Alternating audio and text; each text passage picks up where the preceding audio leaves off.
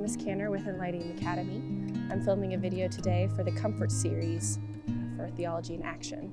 This video is on abuse and betrayal, which is something that is a part of my own story, and I wanted to share it with you because it's important to know that you're not the only one dealing with this.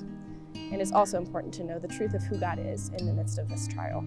My experience with abuse started in a relationship that I was in, where I gave my trust to someone who didn't consider the fact that I was a child of God and what that really meant about my identity. I gave my trust to them, and they took advantage of that. And because of this trust, I was blinded to the fact that I was actually being treated in a way that was not reflective of who I am in Christ. This trust and that blindness to the abuse kept me in a relationship with this person until God was able to open my eyes to see what was actually going on and free me from that relationship.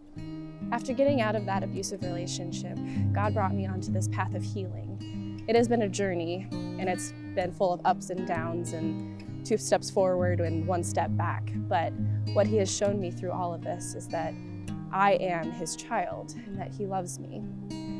I also know from my experience in healing that God is angry on my behalf for what happened. I once had a counselor tell me that God was up in heaven flipping tables because of how angry He was about what had happened. It was really redeeming to be able to see that God cared for me in this situation, that the pain that I had experienced was not my fault, and that I was cared for. God has a plan for relationships, and what I had experienced wasn't part of that plan, but He has used it. God has redeemed my story and the pain that I have experienced by making it so that I can share with others the pain I've experienced, but also the hope that I have in who God is.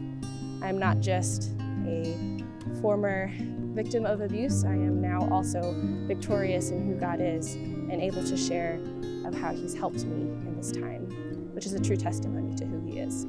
God has used my pain and my story in a way that I could have never imagined. And part of that redemption is in being able to talk about it now and share and hopefully encourage others.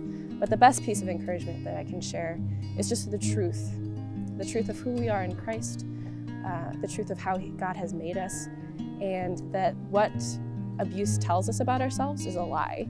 I know personally I believed a lot of lies after the abuse happened and after I recognized it as such as the fact that I am not worthy of love. I believed that it was my fault. I even believed that God wanted this to happen to me. But those are all lies. And for me personally, I need to be focusing on the fact that God is truth and God is love, and we can rest in that fact. And if I know that with my heart, and if that is the loudest voice that I hear, then those lies fade away. So the truth that I want to share with you is from 1 John chapter 3, verses 1 and 2. It reads, "See how great a love the Father has bestowed on us, that we would be called children of God.